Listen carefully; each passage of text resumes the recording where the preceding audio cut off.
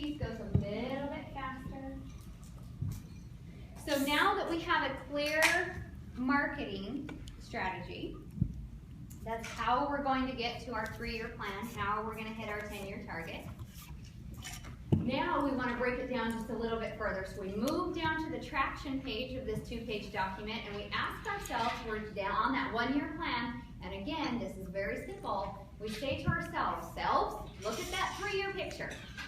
And when we look at that 3-year picture, what absolutely has to get done this year in order for us to reach that 3-year picture? For us to make that 3-year picture a reality, what do we need to do first? And we come up with 3 to 7 company goals for the year. Now we take that 1-year plan, and that's not enough to just have a 1-year plan. We definitely make sure they're smart, right? They're specific, measurable, attainable, relevant, and timely. But then that's not enough. Have you ever set a 1-year resolution, right? A New Year's resolution? Funny story. Here we are, December 29th. I'm driving my babies home from a hockey game. They're not babies, they're 9 and 12. But they're still my babies, right? We're coming home from a hockey game, and I said, this is my New Year's resolution, blah, blah, blah. And they're giggling in the back. And I'm like, what? And they said, Mommy, that was last year's New Year's resolution. Yeah. Oh, no, are you serious? And I said, yes, that was last year's New Year's resolution. So humans just get bored. We just get distracted, we lose our focus if we have a goal that's too far out, and a year is just too far out. So what we do is we break them down even further. And so one at a time, quarter by quarter, we teach our company to live in a 90-day world. And that's what we call rocks. Those are those quarterly objectives that are going to help us accomplish that 1-year plan. We call them rocks. Everybody at the leadership team level has 3 to 5 rocks. Rocks are projects or tasks, they're pretty major, that are going to move the company forward forever. So if you're sitting in the finance seat and you say, here it is, this first quarter, and I'm going to get all of the 1099s done, that's my main rock for the quarter, it's not going to fly with me. That's not a rock. You're not moving the company forward forever. Putting a process to getting the 1099s out on time so that it's repeatable next year, that's a rock. Does that make sense? We're moving our company forward forever. And the challenge here is less is more. Because you want to do all of it, right? You want to do it all. We get distracted, we want to do a whole bunch at one time. So your challenge here is to sit with your team and come up with quarterly objectives, call them rocks. It's just a great fun term that is sticky. Comes from, who is it? Name on the tip of my tongue. Again. So do you do this for the full year at one time? No. Okay. No. Quarter by quarter. We're entrepreneurial and we move and change. Our yearly objectives, normally they don't change, but our strategies of how to get there, they change.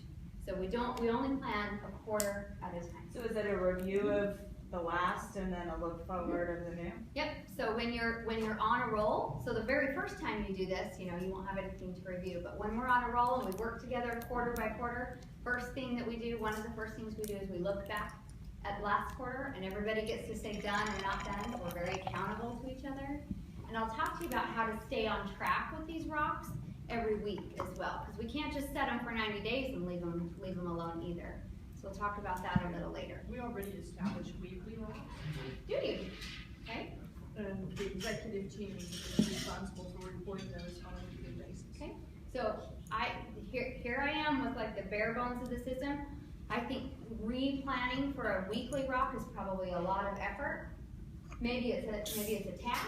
You think maybe it's a task to get done? There are major things that are moving the company forward every week. 5 business days? Reviewing a contract as an example. Okay, so that's a task probably. It's just something to get done and to do. When we get to it's not a regular to do, it's a bigger something different. So I wouldn't call those rocks, but those are to-dos that come out of the leadership team. We'll talk about that when we get to the meeting pulse, and maybe that'll help. So Jill, give us an example of what a rock might look like in a company. Sure. So a rock in a company would be, okay, I'm in sales, right? I'm the sales manager. Solidify relationships with 5 brand new A clients that are going to bring us $1 million or more this year. New clients, bringing it, so moving the company forward forever. It's not existing clients, it's stepping out into a new market, a new relationship. That might be a sales rock. This quarter, I'm gonna establish those 5 new ones. Operations might be document and train for the process of running the new machine. It's moving the company forward forever. A good one for everybody here would be create one of these documents for your company. There you go, right? Okay. Yes. Create the proven process for our company. Because it'll go through several drafts, and don't do it on your own. Involve your leadership team, those other people that you trust, other people that know what's going on. Sidebar a little bit here. We don't hand rocks to our people. Somebody said in their check-in, I want to create buy-in. I think it was on the side of the room. Is that you? So if I'm your employee, and you say to me, Jill, here's your tasks this week, and I just do them, my head is not in the game. I'm just a monkey doing what I'm told, right? When you sit with me and you say, Jill, here are our objectives. This is where we need to get at the end of the quarter. What are your ideas for getting there? All of a sudden, I'm engaged. And when you and I come up with these rocks together, you're going to encourage me, and I'm going to say 4, and you're going to say, do you think you can do 5? I go, well, maybe if I did this, I can do 5, right? You see how this interaction is going? When I agree to that, when we agree to it together, I've created my own buy-in because I've created my own rock. So that right there, involving people in the decisions and the goals and the 1-year plan, that's the buy-in. If you decide to use these tools, you're not going to go home, fill out the tools, and then hand them to people. In fact, one of the funny calls I got the other day was from a company that had been trying to run on EOS for 3 or 4 months. And he said, my owner came back from, it was a different peer group, which shall remain nameless, came back from his peer group and said, here, implement traction. And he goes, oh, so I said, what did he say? He goes, okay, right, I do what I'm told. He reads all of this and he's starting to try to do it on his own, and it just doesn't work. The principle behind it, behind buy-in and behind getting all of these tools to work, is that you create them together. Now, is it a little slower? But just like training, investing in training, we invest an hour in training and we're gonna get 10 hours of productivity on the back end, aren't we? Just like it is with this, spend some time on these quarterly rocks, get people's buy-in, get them to voice what they think they should be working on. We definitely discuss and debate, and then we ask ourselves, is this the best use of Justine's time this quarter? And then they're set in stone, and then we work toward that. So about the rocks, what filters are the most important filters for the rocks to go through so that they're relevant? Okay, so very good. They always have to feed to the 1-year plan. So if we've already done a good, relevant 1-year plan, if we've done a good 3-year picture, everything feeds to each other. So the whole company, now imagine everybody in the company having a rock. The person on the front line, they have one rock to move the company forward forever. And it might be getting training for a new machine. Well, that's going to move the company forward forever because we have now more expertise and more people that can train our people. But can you imagine every quarter, everybody in the whole company moving the company forward forever? That's huge growth. It's a very, very impactful tool. So we're all aligned. So that was a filter. Did that answer your question? Yeah. Okay. So are these kind of like MBOs? Say it again. Are these kind of like MBOs? You can call them what you want to. I call them rocks. So I'm just super simple, right? Management by objective. Does everybody know what she's talking about? There's lots of different theories and names for it, but just at a simple level, this is our 1-year plan. We're taking bite-sized chunks out of it of how to get there. These are execution. Have you ever had a company visually display rocks? For sure. Yes, I have a company in Austin that does that. They claim to have the biggest whiteboard in all of Texas, right? Because in Texas we like things big.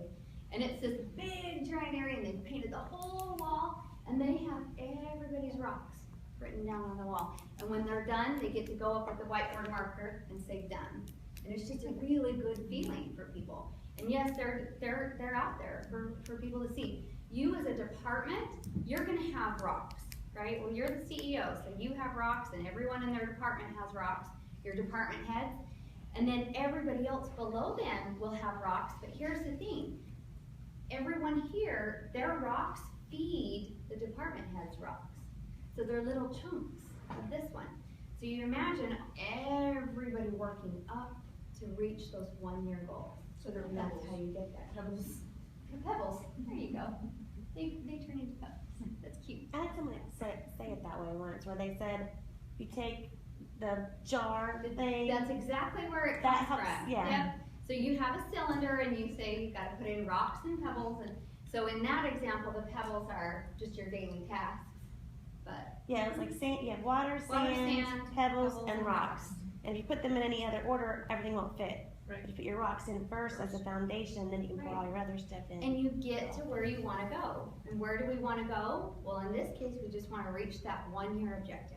We've done good planning. We just want to reach that 1-year plan. How can we do that quarter by quarter? And it works. So any other questions about rocks? Lots of different ways for staying on track with rocks. Yes? How big was the whiteboard? I know, it's like a challenge now, right? Yeah, he's gonna make one bigger, you know that, right? You are. Can you do that in our office? I really want to have it. It's so cool. Just paint the It's walls. so I'm cool. going- And I'm like a I'm going to do whiteboard junkie. I don't go anywhere without a whiteboard. Yeah, And I me just too. like run my fingers so long in. I gotta tell you, you guys are gonna be rival. Old Nick's over there, he's got a pretty good whiteboard that runs like his whole conference room, right? Really? Yeah, Nice. he's not telling you about it, but I know. That's awesome. Holding That's up. awesome. Let's take a Any more picture questions and about measure it. rocks? 5 by 12. We'll hit it again when we talk about how to have a great meeting. All right, moving on to the last section here then on your vision traction organizer. This is my favorite part. I get really excited about this because I'm like you, I've got a billion things running through my mind all the time. I've got new document, I've got all these kind of things running through my mind all the time. And this right here, this issues list, is a parking lot. Now I noticed you guys use the word parking lot up here. But the issues list is just simply a parking lot for all of those 2 a.m. thoughts.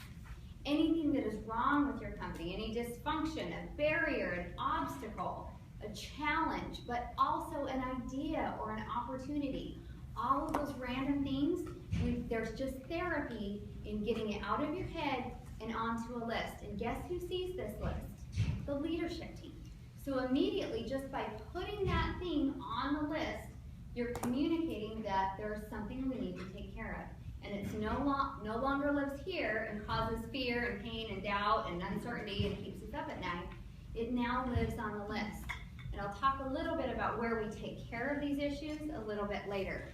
But this one very simple discipline of just getting it written down is very therapeutic for a CEO. So I challenge you to use that. Some of my teams keep like a live Google Doc that going on that only the leadership team has access to. People are populating this thing all the time. A sign of a very healthy company is a nice long issues list. Sometimes clients call me and go, we don't have anything on our issues list, I'm so excited, blah, blah, blah. And then that's when they have to get the smack down that their heads aren't in the game. There's always issues. Now you gotta be thinking out, right? Predicting for the future. And are people afraid to say? Because our companies are not perfect. So are people afraid to put things on the issues list? We have a trust issue. Okay, so nice, healthy, populated issues list. Any questions about that? It's actually really fun. You can also have a departmental issues list, right? So your department heads can have a departmental issues list that they have running. And then I'll teach you how we solve them here a little bit later. So that's your vision traction organizer. That gives you a 2-page snapshot of where the company is going and what we've got to do to get there. That's it. Next tool, look, we've only been through one tool. We've got lots to go, but it's okay. We're still on track. We've still got lots of good meat to cover. Next tool here is shared by all. So now once we have this vision, we've got this vision solidified, we've got this 2-page document, how in the world are we going to get this out to our entire company? So one of the tools that I use with this is a quarterly state of the company address. So it usually comes from the leader. And so once a quarter, you should be talking to the entire company And very simply, the structure for that speech or that presentation is where we've been, where we are, and where we're going. If you can hit those 3 things, you're going to help share the vision, get it shared by all. Here's the thing, they're going to have to hear it 7 times before they hear it once. That first time you do it, you're going to get a lot of eye rolls, like here we go again, they're trying something new. But once they get in the habit of hearing from you every quarter, they're going to go, okay, I get it. Another thing is that when you do this quarterly State of the Company address, you pepper it with stories of how people have displayed the behavior of the core values. So you share stories around the core values. It will help get those core values right into their heart. Prove to them that it's not just something we're slapping on the wall. Okay, just a few, those are a few little tools you can use to help get the vision shared by everybody. Any questions about that? Okay, let's move on to people, shall we? People. 83% of my clients, when I say, what is the thing that is bugging you the most before we start working together, it's people. We've got people issues. So in entrepreneurial companies, we absolutely have to have the right people in the right seat. We have to have people who have energy, who want to work for our companies. There is no room in an entrepreneurial company for a bump on a log or room for someone to wait to be told what to do all the time. You're holding yourself back if you're not empowering your people. And so these 2 tools that I'm going to share with you today really help to pinpoint issues so you can raise people to the bar of your core values or let them go, right? And yep, there you go. Change people. And then we're also going to talk about getting the people into the right seats. So the 2 tools we use are right people, right seats. Let's do right people first. So what does right people mean? It means that they're, whatever that means for your company, it means that they are sharing your core values. They're pleasant to work with. Everybody is happy in the office. We're the same type of people. We might go about our execution different. We all have different strengths, but at our core, we share these core values that we're all going to live by these same rules. So what I want you to do for this very first tool, it's called the People Analyzer. And it's a way that we've added some objectivity to something that is very subjective. So what I want you to do is those core values that you wrote down on your vision, direction, organizers, you might need to flip the page to look at the core values that you wrote down. I want you to take those core values and put them across the top right here. So put them across the top of the grid.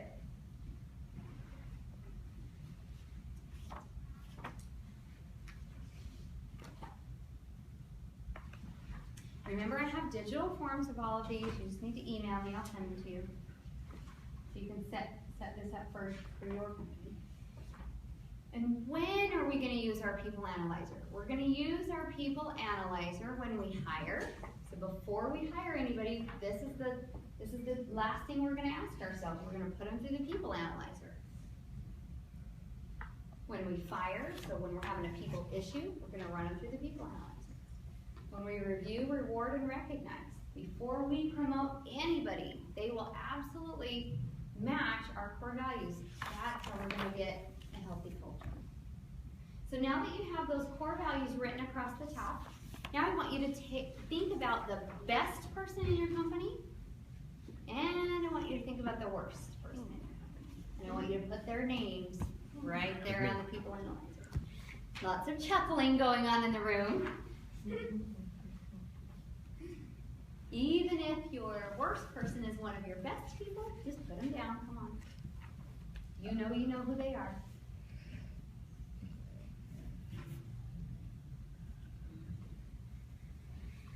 So 2 names.